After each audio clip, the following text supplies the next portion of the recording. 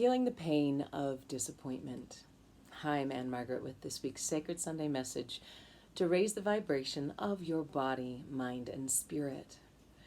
So disappointment, I put this in the notes, disappointment is the elimination of what the ego wants for what the soul is here to experience. I'm going to say that again because we don't usually relate to disappointment as something that is positive. But hear this again. Disappointment is the elimination of what the ego wants in exchange for what the soul is here to experience. So what does that mean? What's the difference between the ego and the soul? We go through our lives and a lot of our pain comes from disappointment. Maybe we expected something, maybe we projected something onto someone else or a situation, thinking that there was going to be a certain outcome. There's a lot of different experiences that we have in relationship to this disappointing feeling that we experience throughout our lives, from people, from ourselves, from circumstances, our goals, leaders, systems, etc. And today being the Lionsgate activation on August 8th, 2021, it's appropriate to talk about this because sometimes the biggest traps that we get into that limit our ability to create in this world, or even just enjoy this incredible experience of being human, is due to our stirring in disappointment or staying attached to something being the way that it isn't or the way that it should be, or whatever we have with our projections. So today we're going to explore a new way of relating to failure, interpreting disappointment and these feelings. So when things don't go as they desire, that we might have an emotional moment of, oh, that's a shame, or upset, or even anger or grief.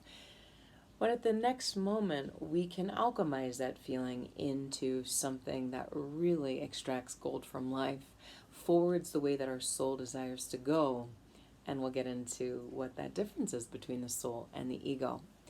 Because the truth is, and I know you can probably relate to this, is that we waste a ton of energy in resistance.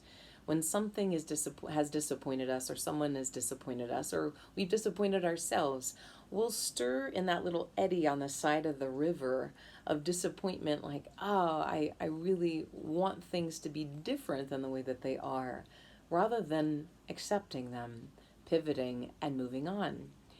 So today, let's dive in and explore this new way about how to expertly navigate this all too common human emotion. So thanks for joining me, okay? This life is beautiful in all of its facets, and we forfeit our ability to experience that beauty or that adventure or that excitement with what we're talking about today, pain around disappointment. So I want you to personalize this talk today so it makes a real difference for you rather than doing just an intellectual exercise around all of this. So what are some expectations, or what are some disappointments or causes of disappointments? We've got expectations, wanting things or thinking that things should be a certain way. We misinterpret our needs as desire. We misinterpret our desires as needs. We think that we need something when in reality it's just how we're desiring it go, or how we're desiring someone behave, or desiring an outcome for something versus really needing it. And then our attachments too. So our expectations are mistaking desires for needs, and then also our attachments, how we think things should go, or projecting the way that we see things or our unique perspective onto others, onto the world, onto institutions, or projecting how we think we should be ourselves. I know I get really impatient sometimes with my progress. I'm like, I should be going faster than I'm going. Does anybody relate to that? So that can also be a real pain or source of pain for this disappointing energy. Maybe you expected somebody would be there and they weren't. Maybe you expected someone else to pick up the slack, or to be a good partner, or projected that your spouse should take out the trash and they didn't, or we have these projections that are really an expectation on someone else to be a certain way. We expect our leaders to be honest. Not that the expectations are wrong. Don't misinterpret this. It's not expectations are wrong. But when somebody does disappoint or not fulfill the expectation or the desire of how we want them to be, rather than hem and haw and finger point, we need to pivot. We need to adjust our expectations and see if we can find the fulfillment of that desire for them to be a certain way within ourselves, perhaps within another friend, perhaps within another leader, another source of systemic leadership, the systems that we put our faith into. Perhaps we expect that our pastor or spiritual advisor be more of a patient, understanding, accepting individual. Or perhaps we expect them to be forthright in how they stand up for the beliefs that we share with them.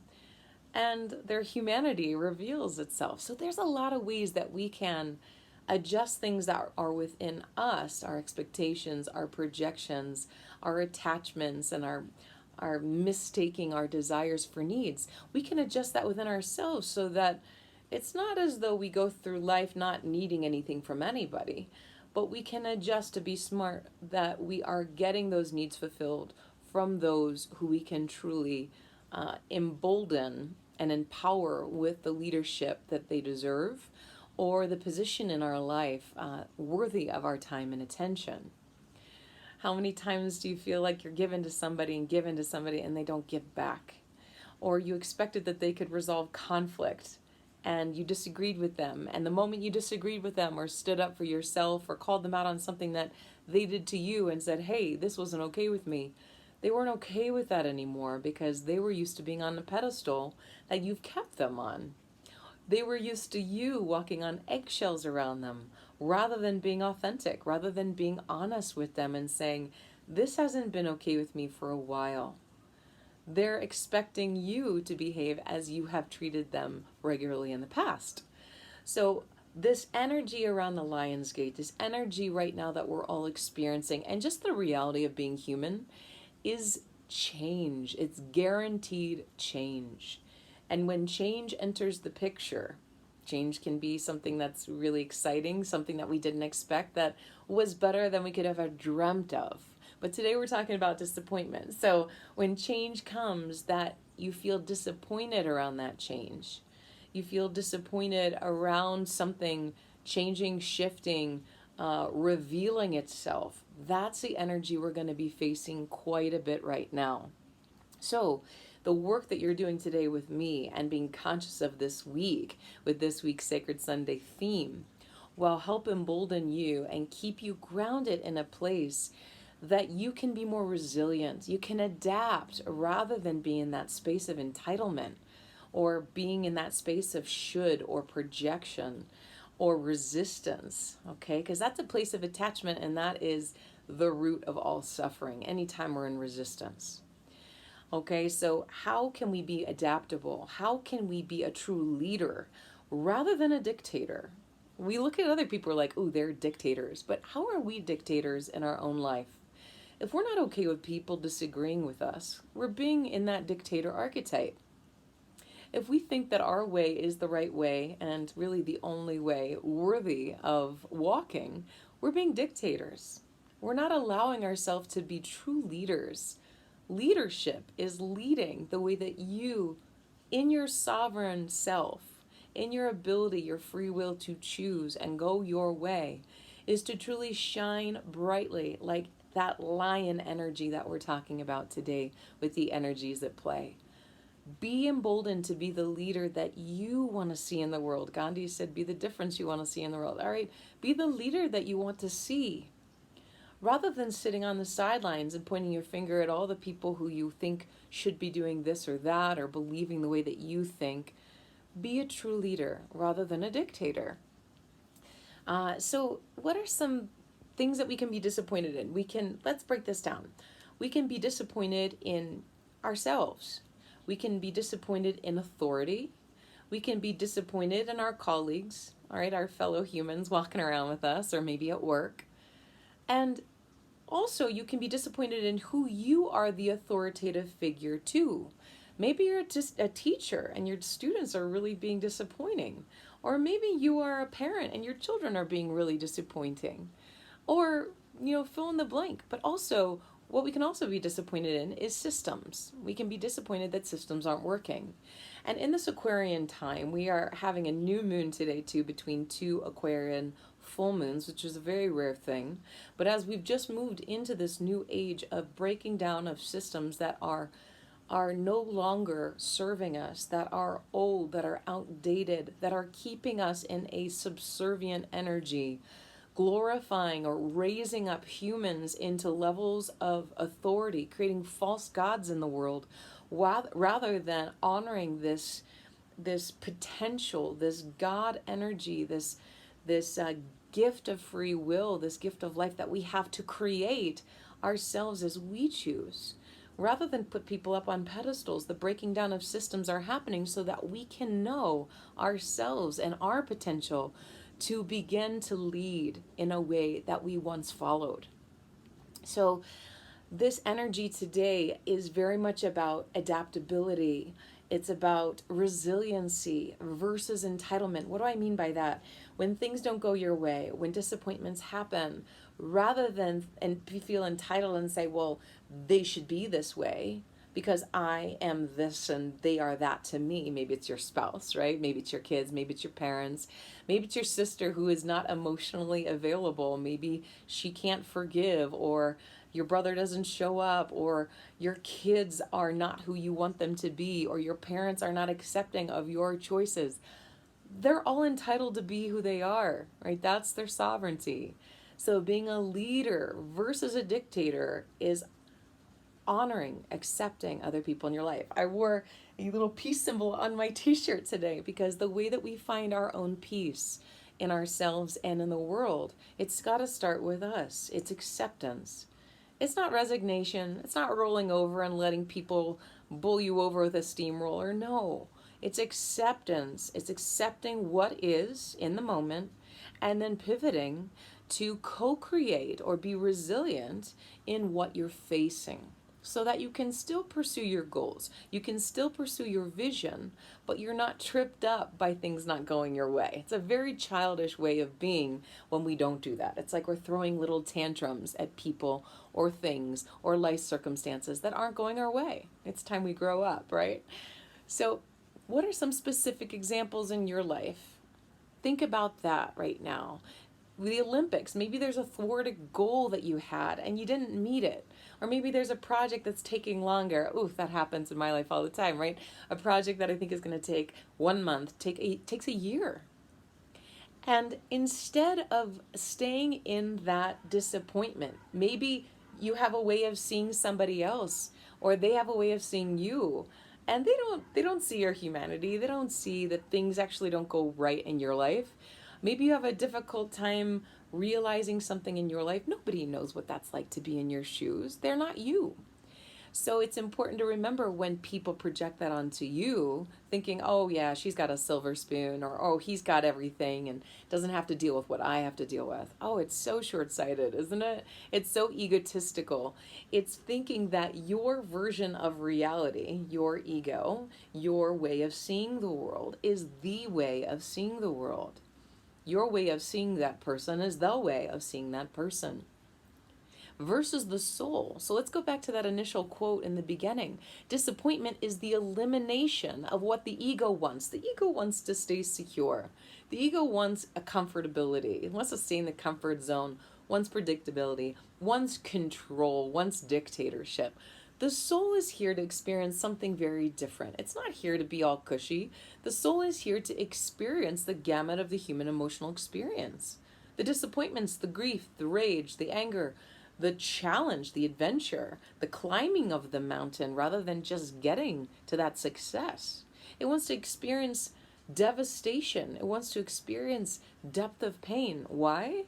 because it's all fascinating for the soul. The soul is not here to just have a comfortable, predictable experience of winning, of success. The soul is here to experience something different, the dimensions of life, rather than the superficiality. It's here to experience the dimensions of that painting, right? A painting without shadow, without depth, without the darkness or the more difficult aspects of life is a very superficial existence. And we know with the richness of our lives, it comes from the things that don't necessarily go our way. Okay? So let's look here. What drives our disappointments? It's this projection of perfectionism. Life is not perfect, nor will it ever be. You will not be perfect. No one else will be perfect. They'll disappoint you. Maybe they'll say something that upsets you. Learn how to problem solve. Learn how to constructively dialogue, to solve the conflict. Learn how to talk and be uncomfortable with somebody who has a different way of seeing things than you do. And what prolongs our disappointments, what keeps us eddying there, is that attachment or that resistance to something, our lack of acceptance. So what do we do? What do we do? We need to adjust our expectations. There was recently somebody I really looked up to who I realized, wow, I projected onto them so much of who I desired them to be, and I didn't even see a lot of their weaknesses. I didn't see their willingness to forfeit in areas things that I really hold dear, prioritizing things that I don't prioritize, or vice versa. They don't prioritize things that I prioritize. So adjusting your expectations, it's okay to have expectations, but when you see that somebody is not meeting them, have a dialogue about it. If they're not willing to change, they're not willing to shift, or there's not something there for you to learn, maybe it's about you, adjust your expectations. And then see, is this really a need? These are the questions you want to ask. Can I adjust my expectations? Is this a desire or is this a need? If it's a desire, maybe you can allow your desires to be in alignment with what is, choosing what is versus what things should be, or what you think you need things to be. And see if you can find those needs somewhere else. Now, I'm not saying be unfaithful to your spouse, right? There are certain things that you need to do. But perhaps the attention you're looking for from your spouse, you haven't been giving yourself. Maybe you're relying on one friend too much or one teacher too much, and you're not emboldening yourself to reach out and touch somebody else. Maybe there's somebody else that you can learn from. Maybe there's someone else that can provide for you what that friend can't. It's too much to put everything on one person, okay? Also, what are you here to learn? Extract the lessons, all right? Maybe there's something in something that is disappointing you where you didn't meet your goal. There's so many examples of this in the Olympics of people who went through the Olympics in 2008, then 2012, 2016, 2020, right, or 21, right? And maybe they placed 64th, and then maybe they placed 35th, and then they finally reached their second place, and then maybe they won the gold this year. Or maybe their lesson was, it's not about winning the gold, it's about doing your best. Maybe it's about being with the disappointment or having a certain experience that your soul is here to learn, rather than your ego get tripped up by something that you desire to look good or to meet a goal that you think that you're incomplete without. Maybe the lesson that you need to learn is your own value and how to value yourself rather than measure your value based on extrinsic measures, like the award, like the raise, like the compliment.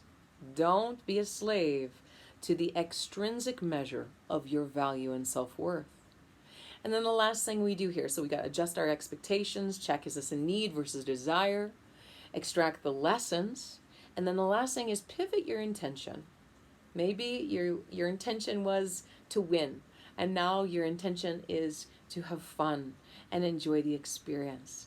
Maybe your intention was to have a deep intimacy with this friend of yours or your sister, and now your intention is to find sisters in everyone else or connect with other females who are like sisters, maybe versus your own mother or your own sister.